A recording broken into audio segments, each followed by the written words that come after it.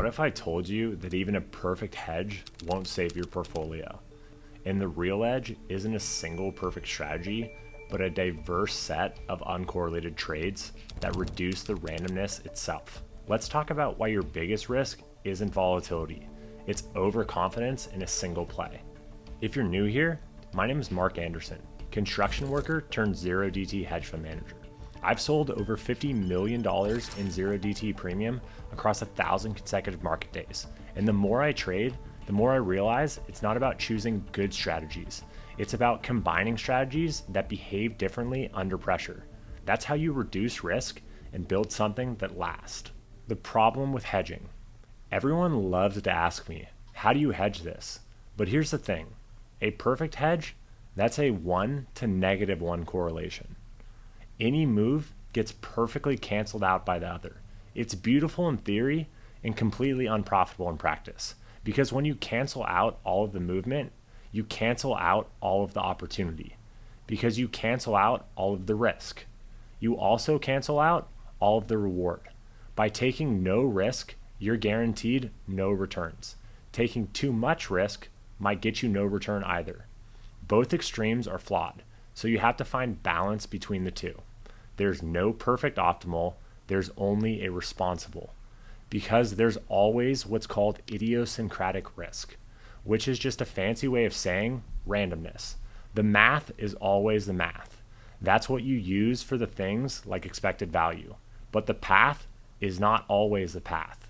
That is to say, how something occurs now will never be the path of the past. The market is still organic in nature, aka random. So the math is always the math, but the path is never the path. That's why in real life, we're always carrying some idiosyncratic risk. There are things that are simply unexplained, the stuff that doesn't show up in correlation tables, and that's the randomness, and it can crush you if you don't respect it.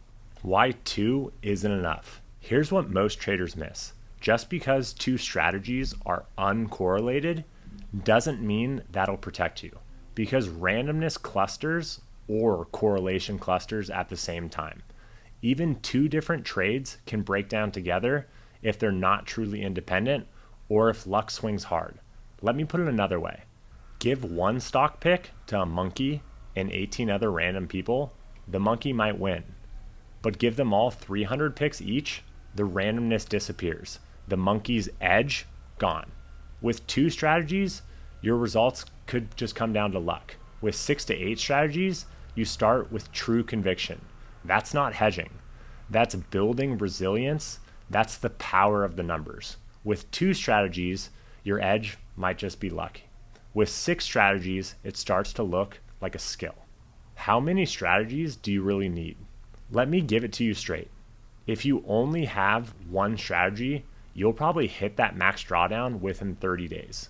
With 2 strategies, it may take 90 days to hit that max drawdown.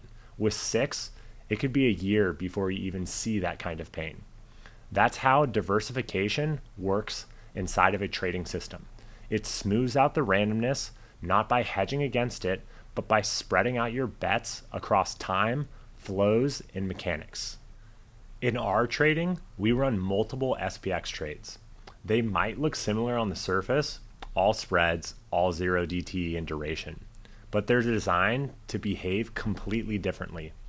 One follows trend at a short duration, one at a medium duration of trend, and one at a longer duration of trend. This mix helps reduce whipshaws and overfitting.